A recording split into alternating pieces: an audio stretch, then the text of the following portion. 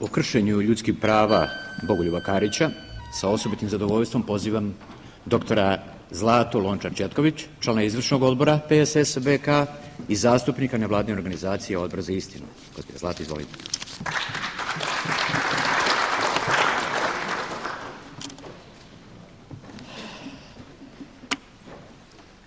U državi koja nije pravna i gde ne funkcioniše pravni sistem, u državi koja je partijska, gde isti članovi partije donose zakone i posle na drugom mestu u Ustavnom sudu cene te zakone i naravno da ih ne poništavaju, u državi gde se vrši politički progon i u državi gde je izuzetno korupcija uzela maha, nije uopšte čudo da se krše ljudska prava. Moj je zadatak da našem članstvu, koalicionim partnerima i građanima dam osnovne informacije za koje smatram da treba da ih imamo zbog predstojećih izbora i kampanje koja će da se vodi. Bogoljub Karić je svetski biznismen, to svi znamo. On je proglašen 2004. godine čovekom godine. Tu titulu mu je dodelio svetski list Biznis u Londonu.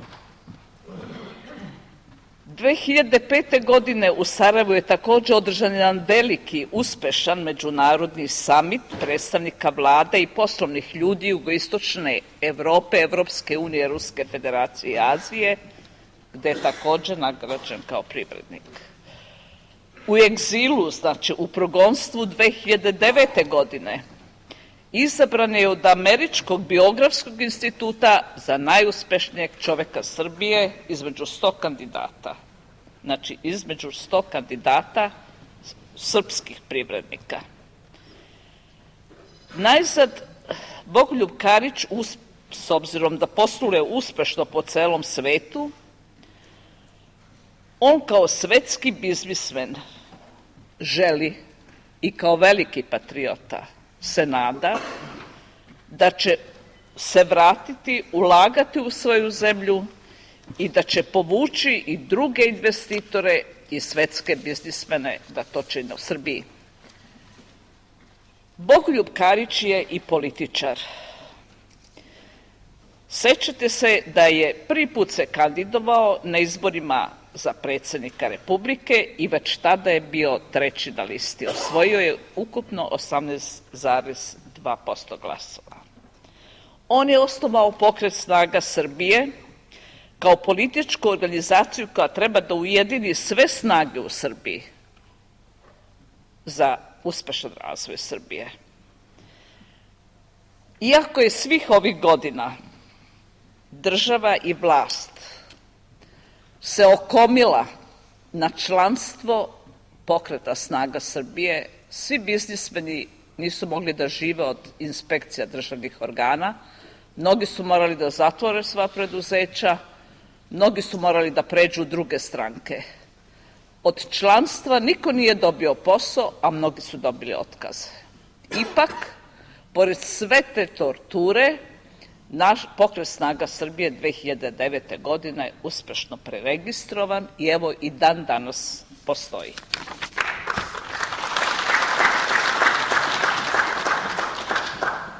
Bogoljub Karić je čovek, osnivač, to moramo da znamo, jer to dokazuje njegovu genijalnost i privrednu sposobnost.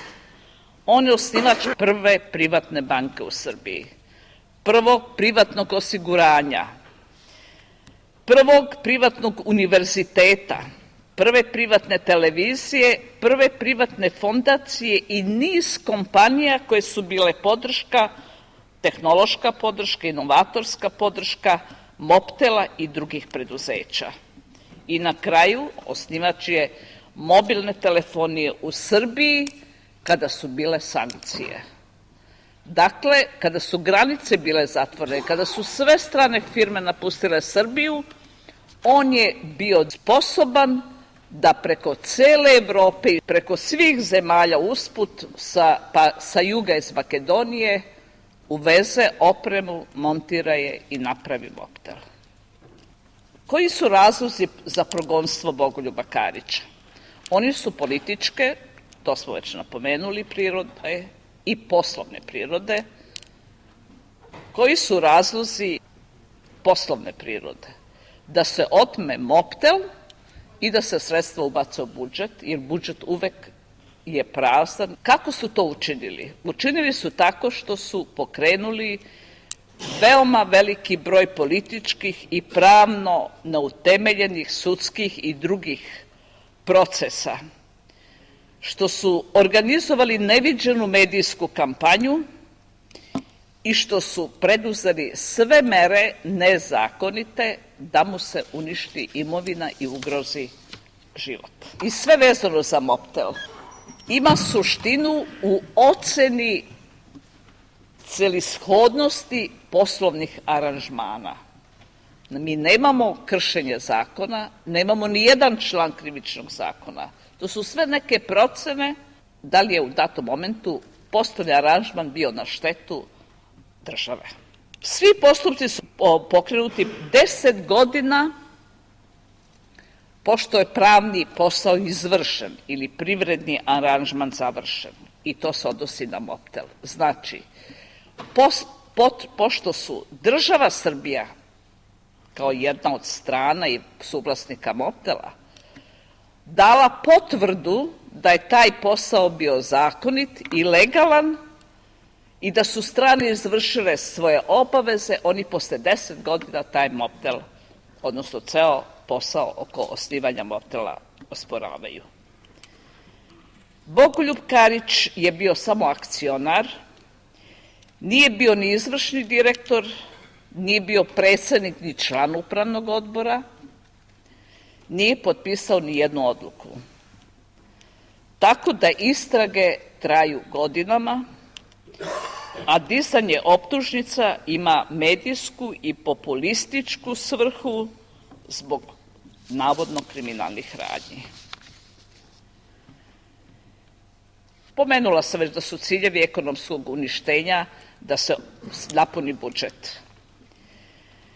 Ukinute su i sve ostale firme BK grupe, ne samo Mopter, već sve ostale firme, oduzimane su licence, dozvole za rad. U jednoj godini uništena je BK kompanija. Rekao je Bogoljub Karić u jednom intervjuu u Politici, kaže: država je zaradila na Moptelu samo 3,5 milijarde evra i umesto da nas proglase herojima, oni govore da smo oštetili državu. Astra banka, koja i dan danas u stečaju ima 130 miliona evra na računu, 9 puta je sud vrhovni poništavao odluku prvo Dinkićeve Narodne banke, a posle Jelašićeve. 9 puta, ali Narodna banka uporno uvek donosi odluku kojom se zabranjuje rad. Isto se odnosi na druge, i na Evropa osiguranje i druge kompanije. Dakle, država uporno donosi rešenja, a u žalbenim postupcima se uspeva. Ali je interesantno tu napomenuti da stečajni upravnici, pošto su istovremeno otvarani stečajni postupci, nisu se čekalo da odluka bude pravosnažna. Stečajni upravnici su, umesto da rade u interesu tih kompanija, se svojski trudili da ne koriste pravna sredstva koja su inače po zakonu bila obavezna i dužna. I zato smo stigli do Strazbura. Ne treba da napominjem da je uništena tada najbolja BK televizija. Vrhovni sud je ukinuo prvostepenu odluku RRA o dodeli frekvencija. Onoj dodeli frekvencija koja je bila na televiziji i u javnosti veoma aktuelna, ali ne samo što nije ispoštovana odluka suda, za ovih nekoliko godina BK televizija, njena oprema, njena imovina, naravno da više nema nikakvu vrednost. U odnosu na medijski progon, kaže da preko 100.000 tekstova je bilo sa današnjim danom o BK kompaniji Bogoljubu Kariću.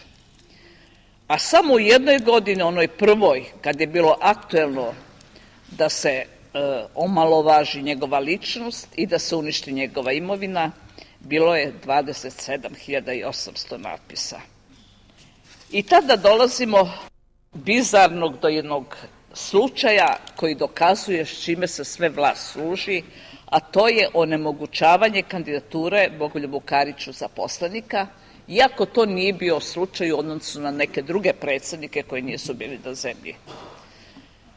Policija nije htela da izda uverenje o prebivalištu kao uslov da se prikupi dokumentacija i kandiduje za poslanika. I tu smo vodili spor i posle 3 godine smo mi bili u pravu, međutim, sad su već naredni ovi poslanički izbori. Međutim, tada, te godine, on nije mogao da bude kandidat. A i dan danas u obnovljenom biračkom spisku na adresi gde on stanuje, generala Šturma, u Beogradu, na Savskom vencu, on se vodi kao birač. Znači, ima pravo da bira i da bude biran, ali nije mogao da se kandiduje za poslanika. Sračunali smo da od 30 povreda koje predviđa Evropska konvencija za ljudska prava, 8 se odnosi na povredu ljudskih prava Bogoljuba Karića. Naravno, adekvatno i ono što je našim ustavom regulisano, uglavnom se sva ta povreda prava odnose na povredu imovine i na pravično suđenje. I kao što se moglo očekivati, pošto država nije želela svih ovih godina da prihvati ruku Bogoljuba Karića da razgovaraju o tome i da se to reši u interesu Srbije, pokrenu su određeni zahtevi prema Evropskom sudu za ljudska prava da se izvrši nadoknada štete koja se procenjuje, čuli smo, na više milijardi dinara. Koje su naše poruke? Osnovno za prevazilaženje teške materijalne situacije u našoj zemlji je da sposobni, uspešni i bogati biznismeni ulažu u svoju zemlju, da se ovde zapošljavaju, plaćaju PDV, doprinose i poreze i da sa svoje kompanije koriste resurse svoje zemlje.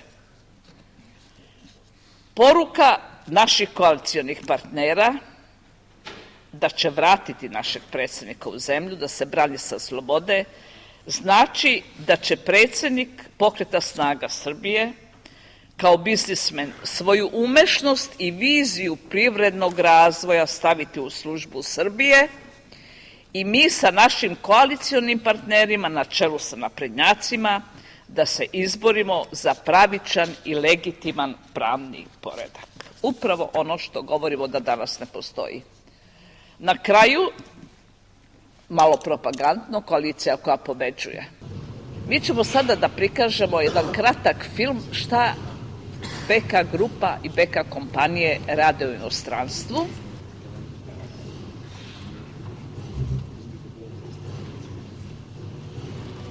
Vrsta paljeva je prešetru Lazarot, stalo da